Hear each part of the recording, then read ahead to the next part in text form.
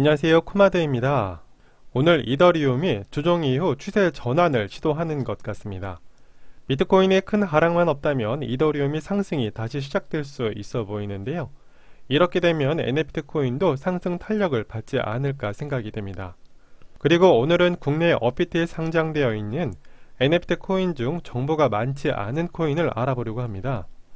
이 코인을 확인하는 이유는 앞으로 상승 가능성도 보이고 최근 발생된 이슈와 앞으로 다가올 상황에 대비해 손실을 최대한 피하기 위함이며 또한 저점 매수를 통해 장기적 수익을 바라볼 수 있지 않을까 해서입니다. 업비트를 사용 중이시라면 많이 보셨을 텐데요. 바로 플로우 코인입니다. 현재 국내뿐 아니라 전체적인 시장에서 올해만 해도 여러 크립토 거래소의 상장이 되고 있으며 수천 개의 코인 중 그레이스케일 포트폴리오 후보에 오를 만큼 인지도가 높아지고 있는 코인입니다. 현재 크립토 시장에서 투자회사를 본다면 개인적으로 DCG그룹과 구글 벤처스 그리고 앤드리슨 호로위치 등 몇 개의 벤처 투자회사가 더 있지만 이 플로어를 주관하는 데퍼랩스가 이 세 곳의 투자를 전부 받고 있을 정도로 관심도가 높다 생각합니다. 또한 국내 삼성에서도 크지는 않지만 투자가 진행이 되었고 코인베이스에서도 지원을 하고 있는 것으로 확인이 되었습니다. 그런데요, 이 플로어가 아직 코인베이스에 상장이 되지 않았기에 호재가 남아있다고 볼 수 있습니다. 우선 플로우를 알기 전에 데퍼랩스에 대해서 알아보겠습니다. 이 데퍼랩스의 CEO인 로함 가레고줄루는 2013년부터 크립토에 발을 들였으며 2018년 블록체인 앱 생태계를 위해 플로우에 대한 작업을 시작을 했습니다. 플로우는 차세대 게임 및 앱 그리고 디지털 자산을 지원하면서 빠르고 보안성이 갖춰진 블록체인이라고 볼 수 있습니다. 데퍼랩스에서 진행된 프로젝트 중 NBA 탑숏에 있는데요. 이는 NBA 정식 라이센스를 받아 운영이 되고 있으며 이런 패키지를 구매해 상품을 오픈하게 되면 NBA 멋진 영상을 수집할 수 있는 것인데요. 가격이 높은 확정 영상을 구매할 수도 있지만 뽑기 형태로 랜덤식으로 컬렉션을 획득할 수도 있습니다. 해외 경우는 팬덤 문화가 크게 형성되어 있기에 괜찮은 프로젝트라고 생각이 되는데요.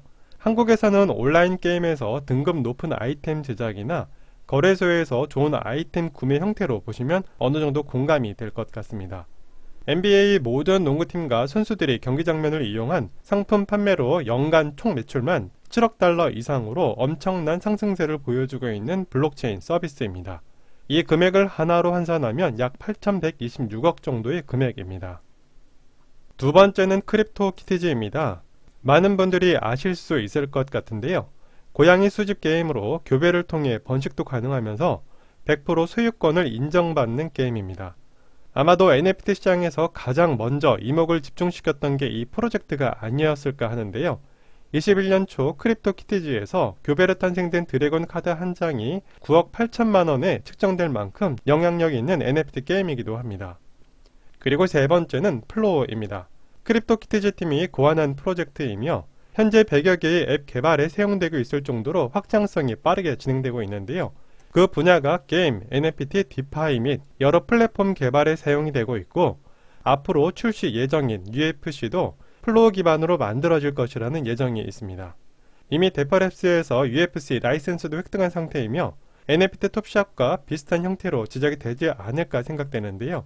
UFC는 전 세계 팬층만 4억 명 이상이며 28개국에서 500회 이상의 경기가 이루어지고 있고 최근 아시아에서 팬층이 늘어나고 있다는 내용을 UFC 통계자료에서 확인이 가능했습니다.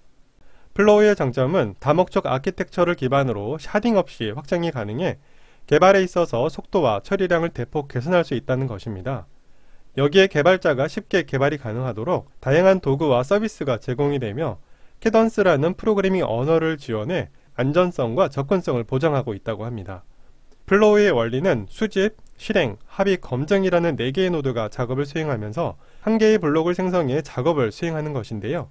이게 무슨 뜻이냐면 보통 자동차를 만들 때 한 명이 블록을 생성해 자동차를 혼자 완성한다면 플로우는 4개의 구조를 통해 필요한 것만 처리하는 방식이라고 보면 될 것 같습니다.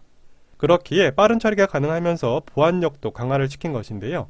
여기에는 SPCK, 비서의 지식증명이라는 기술을 고안해 익명성에 관련한 기술도 포함되어 있었습니다. 이더리움의 ERC20과 ERC7일 성능이 넘사벽 수준이라는 것을 알고 이 플로우를 이용해 스마트 계약 생태계를 더 늦기 전에 갖춘 것으로 풀이되는데요. 그 이유는 2013년부터 암호화 기술을 개발한 데퍼랩스의 CEO가 기존 프로젝트를 접고 2018년에 플로우를 새로 시작하는 것이 그 이유라고 생각합니다. 또한 지분증명 방식으로 스테이킹 보상도 진행되기에 장기 투자에서도 매력을 갖춘 코인이라 생각이 들었습니다. 하지만 이 영상을 보시고 바로 플로우를 구매하시면 안됩니다. 왜냐하면 1년 전 이 플로우가 ICO 당시 투자회사를 통해 일정량의 코인이 배분되었고 개인 참여자들에게도 플로우 코인 하나당 0.1달러 기준 1000달러만큼의 한정 수량으로 판매가 되었습니다. 그래서 다가올 10월 16일 그 물량이 50%가 락업 해제되어 매도 물량으로 나올 수 있기 때문입니다. 국내의 많은 자료 중 락업 해제일이 9월 22일이다, 10월 6일이다 하는 내용들도 많았었는데요. ICO 시작이란 9월 22일부터 약 2주간 진행이 되었고 정확한 날짜는 플로우.org에서 락업 해제일을 카운트다운하고 있었습니다. 그래서 락업 해제 전 상승 가능성이 높아 보였고 23,000원대의 강한 지지선이 있기에 그 밑으로 떨어지면 손절을 하시는 걸 추천드리는데요. 반대로 세타처럼 상승 기대감이 높다면 락업 해제일 매도세가 줄어 오히려 더 큰 상승을 보여줄 수 있기에 장기 투자로 가져가볼 생각이 있다면 관심 종목에 넣어볼 필요가 있을 것 같았습니다. 그래도 작년보다 220배 상승된 수치로 이익 실현을 위해서라도 일정량의 매도량이 나오지 않을까 싶은데요. 현재 플로우의 총 공급량은 12억 5천만 개로 분배된 비율은 재단의 20%, 개발자의 18%, 투자기관의 20%, 개인 판매자에게 13%, 에코시스템 개발의 29%가 분배되었습니다. 개인적인 생각으로는 이번 매도세로 가격이 낮아지면 매집을 진행 후 코인베이스 상장이나 기관의 포트폴리오 등재 및 이슈를 터뜨려 가격을 다시 올리지 않을까 싶은데요. 이 역시 플로우의 중요 계획에 21년 7월 30일 이후 코인베이스 등재 관련 내용을 다루고 있었습니다.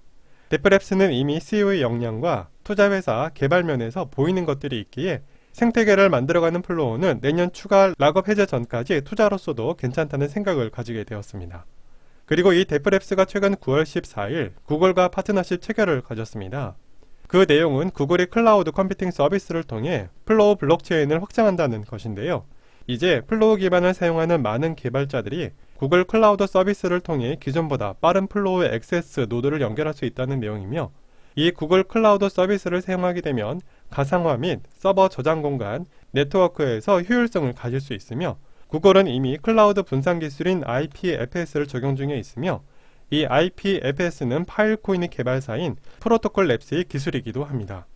여기에서 구글이 수많은 블록체인 중 왜 데퍼랩스의 플로우와 연결을 했는지 예상을 해보면 현재 NFT 게임에서 가장 높은 매출을 기록하고 있는 NFT 톱샵과 그 생태계를 만들고 있는 플로우를 통해 앞으로 다가올 웹 3.0에서 클라우드 정상에 있는 아마존과의 경쟁을 위한 시도가 아닐까 생각이 들었는데요.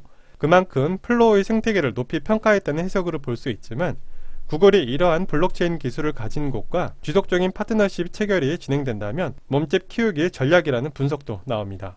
하지만 최근 다뤘던 영상에서 기업 입장에서는 불안정한 크립토와의 무분별한 파트너십은 오히려 주가에 좋지 않은 상황을 만들 수 있기에 충분한 검토 후 진행이 되지 않았을까 생각이 듭니다. 오늘 내용은 여기까지입니다. 영상은 투자 권유가 아닌 플로우에 대한 이해 및 참고 영상으로 봐주시기 바랍니다. 오늘도 끝까지 시청해주셔서 감사합니다.